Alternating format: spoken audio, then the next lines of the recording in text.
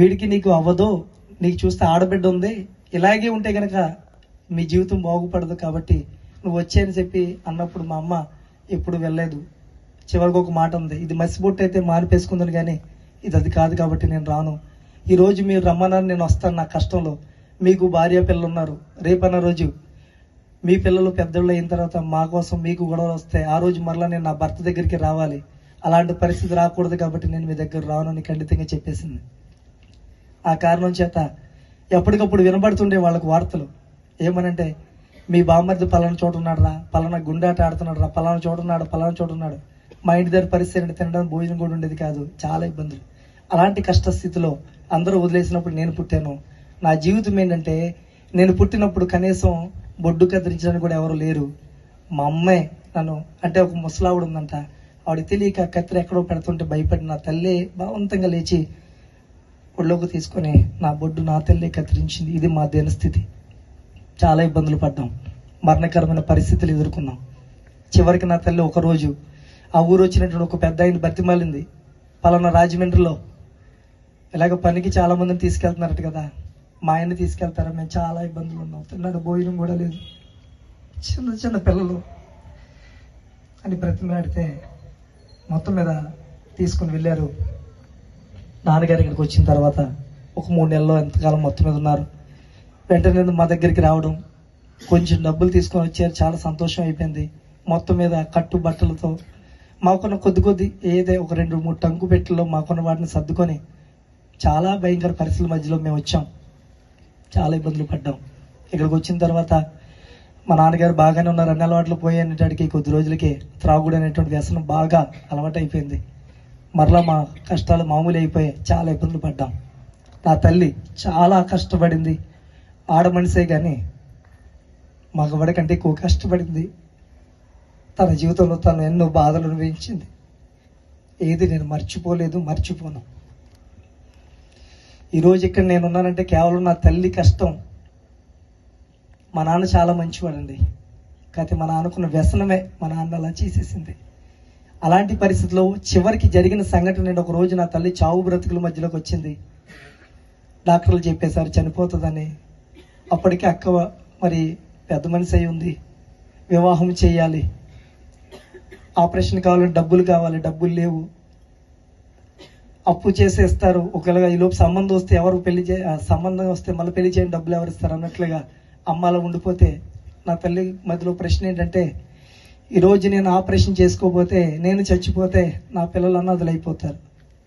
అలాగని అప్పు చేసుకుంటే మరలా సంబంధాలు వస్తే ఎలాగా అని ఇన్ని ప్రశ్నల మధ్యలో నలిగిపోతున్నప్పుడు మొత్తం మీద రోజులు గడుస్తున్నాయి. ఒకరోజు నా తల్లి పనిచేస్తున్నటువంటి ఆ స్థలంలో ఒక ఆవిడతోడు పనిచేసే ఆవిడ దేవుని కోసం చెప్పింది. అయితే ఆ రోజు నా తల్లి అంగీకరించి తప్పుగా మాట్లాడింది ఆవిడ విషయంలో. ఆమె అయితే ప్రార్థన చేసింది. ఒకరోజు దేవుడు ఇలాంటి మీటింగ్లో దేవుడు నా తల్లితో మాట్లాడాడు. నా తల్లికి వచ్చిన కోపం ఏంటంటే, మాకు బోల్డ్ పెద్దలు పేరెంటాలు ఉన్నారు, దేవి దేవతలు ఉన్నారు, అలాంటి నువ్వు యేసు ప్రభు గురించి చెప్తున్నావు. మా కులం ఏంటో తెలుసా, మా ఇంట్లో రాముడు ఇలవెల్పుగా ఉంటాడు. ప్రతి సంవత్సరం మేము మా ఇంట్లోనే రాముల వారిని మేము నిలబెట్టుకుంటాం. మాకు బోల్డ్ పెద్దలు పేరెంటాలు ఉన్నారు, ఇంతమంది ఉంటాడు కదా, ఎవరు అంటారని వాళ్ళ కోసం చెప్తామని చెప్పి చెప్పు తీసుకొని కొడతానది నా తల్లి. నా తల్లి ఈరోజు చాలా మృదువుగా కనబడచ్చేమో, మీకు చాలా కఠినంగా మాట్లాడింది. అలాంటి తల్లి ఆవిడతో దేవుడు ప్రేమించేవాడు కాబట్టి కనికరించి ఆవిడ కన్నీళ్లతో కృంగిపోతున్న సమయంలో ఒక రోజు రాత్రి ఇలాంటి మైక్ శబ్దం నుంచి దేవుడు మాట్లాడాడు. నా తల్లి ఎలాంటి కష్టం అయితే అనిపిస్తుందో దాని గురించి మాట్లాడి, ఇదిగో యేసు ప్రభు నిన్ను బాగు చేస్తాడు, నువ్వు ఆయన దగ్గరికి రా. ఆయన ఎవరో నువ్వు పరాయివాడు అనుకుంటున్నావు, కానీ ఆయన ఎవరో తెలుసా, ఈ భూమి ఆకాశాన్ని సృష్టించిన దేవుడు. నీ కష్టం, నీ కన్నీళ్లు చూస్తున్నవాడు.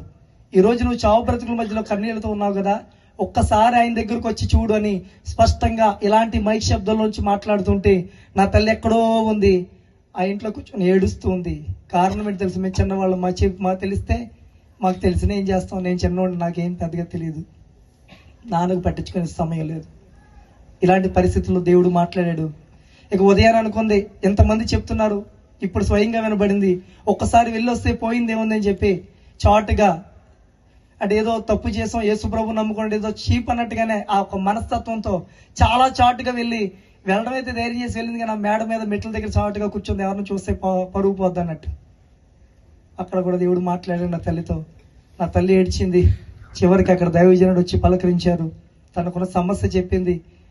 నా తల్లికున్న సమస్య కోసం సువార్త చెప్పి ఒక మాట చెప్పారు, అమ్మ మేమందరం ప్రార్థన చేస్తాం, అయితే నువ్వు ప్రార్థన చేయి, దేవుడు నువ్వు సహాయం అడిగితే దేవుడు నీకు కనికరం చూపిస్తాడు, ఎందుకంటే నీ అవయవాలని కలిగి చేసిన దేవుడు ఆయనే కాబట్టి వాటిని బాగు చేయగలిగిన వాడు కూడా ఆయనే అని చెప్పారు. దేవునికి స్తోత్రం కలుగును గాక. ఆ విధంగా సువార్త చెప్పిన తర్వాత నా తల్లి ఆ మాటలు విని మొత్తం మీద తను ఏదో వచ్చిరాన్ని ప్రార్థన చేసుకుంది. తర్వాత సంఘం అంతా మరి సేవకులు కూడా ప్రార్థన చేశారు. ఒకరోజు హాస్పిటల్కి వెళ్ళారు. ఈ రోజుకి కూడా అదే హాస్పిటల్ ఉంది. మీలో ఎవరైనా వెళ్ళి అడగవచ్చు. రాజమండ్రి లీలాజీర హాస్పిటల్, కేశవస్వామి గారు అంటారు. ఆయన ఈ మధ్యకాలంలో కాలం చేశారు.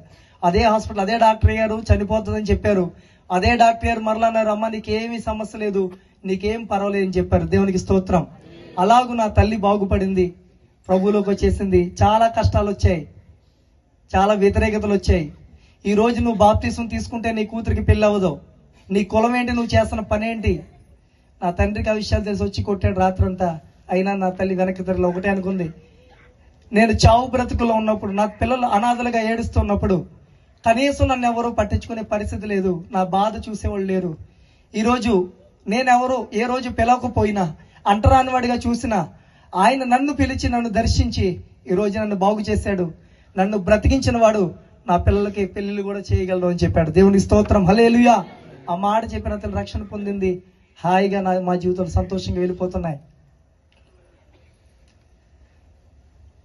ఒకరోజు మీకు చెప్పిన సంఘటనలోనే ఆ తల్లి కుక్క ఉంది కదా, వాటితో పాటు 2 కుక్క పిల్లలు ఉన్నాయి, వెళ్ళిపోయాయి. ఒకరోజు అదే హాస్పిటల్ ముందు ఆ కుక్క వాటికి పుట్టిన ఒక కుక్క పిల్ల